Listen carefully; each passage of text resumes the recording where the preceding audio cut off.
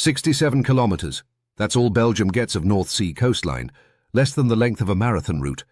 And somehow it contains one of the most ecologically significant dune systems in all of Western Europe. What people are missing is something that has genuinely stopped me in my tracks. Landscapes that feel like they were painted by hand. Ancient forests older than any building you've ever stood inside. Coastlines that stretch for miles in golden silence. And villages so perfectly preserved they look like someone pressed pause on the 15th century. Today we are diving deep into the natural beauty and scenery of Belgium. And I promise you, by the end of this video, you will be rethinking everything you thought you knew about this tiny country in the heart of Europe. But before I continue, please subscribe to our channel to enable us to create more informative and educational videos about our beautiful planet. It does not cost you anything to subscribe, but means the world to us. So please be kind and click on the subscribe button.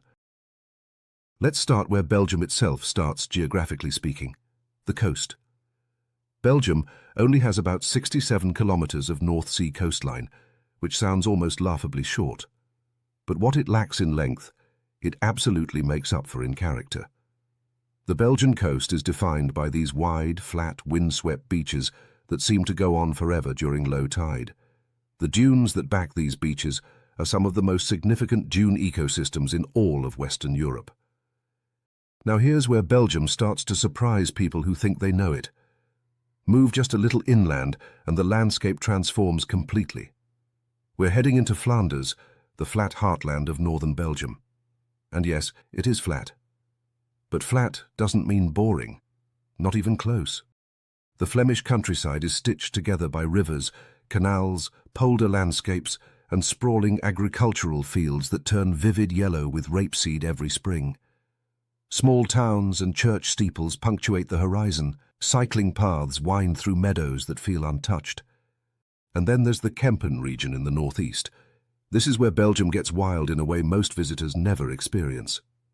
The Kempen is a mosaic of heath, pine forest and bog landscape that covers a huge area across the provinces of Antwerp and Limburg.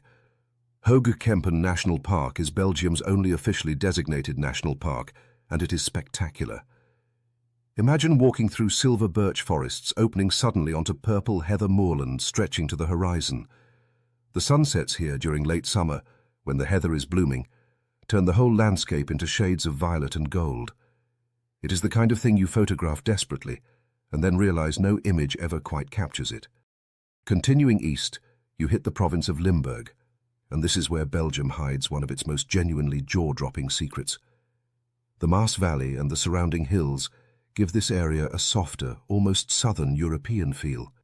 Fruit orchards bloom white and pink in spring. The hills roll gently through villages with names you'll struggle to pronounce. And in autumn, the whole area becomes a slow burning fire of red and orange as the leaves turn across the orchards and woodlands. But if you really want Belgium to knock the breath out of you, you go south. You go to the Ardennes. The Ardennes is where Belgium gets dramatic. This is an elevated plateau of dense forest, river valleys, and rugged terrain that covers the provinces of Liège, Luxembourg, and Namur. The Semois River is possibly the most beautiful river in the entire country.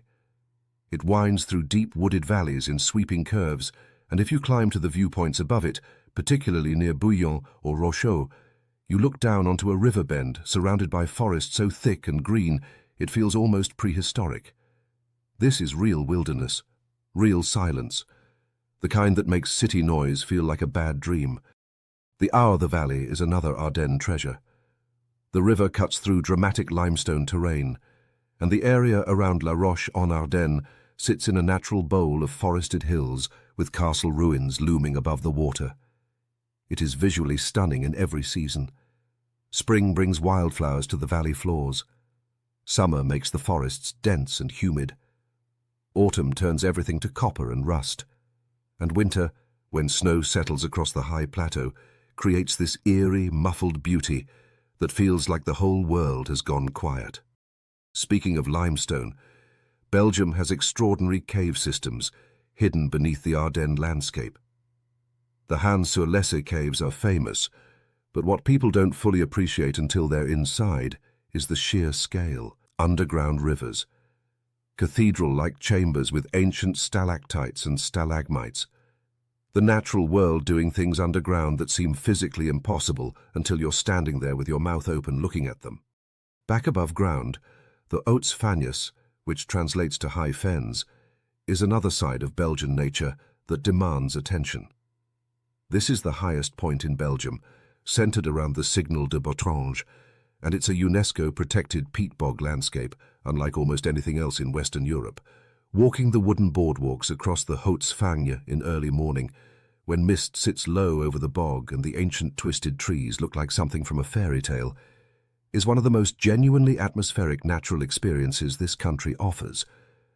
The landscape here feels genuinely old, not historical old in a way that makes human history feel recent. And let's not overlook the Meuse Valley as it carves through the southern part of Belgium.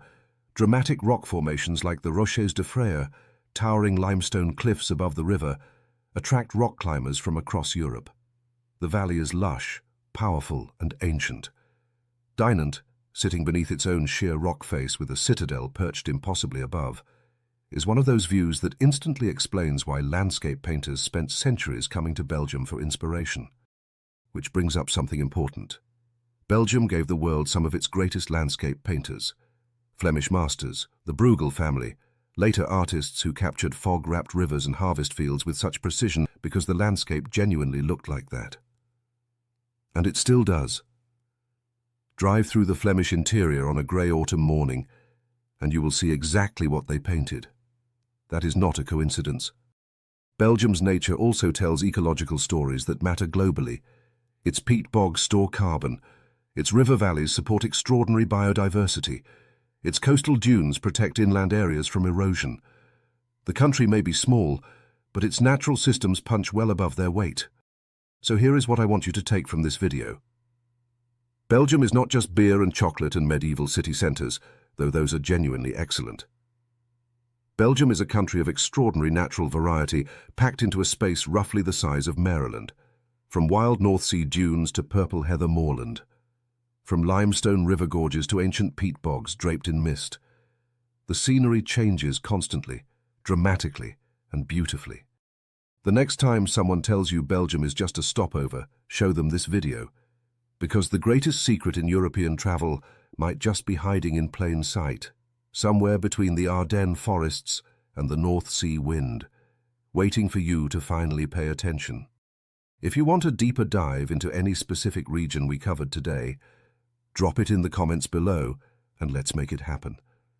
And if this video opened your eyes to Belgium even slightly, hit that subscribe button because we are just getting started. We are 100% dependent on your support, and by subscribing to the channel, you will enable us to create more informative and educational videos.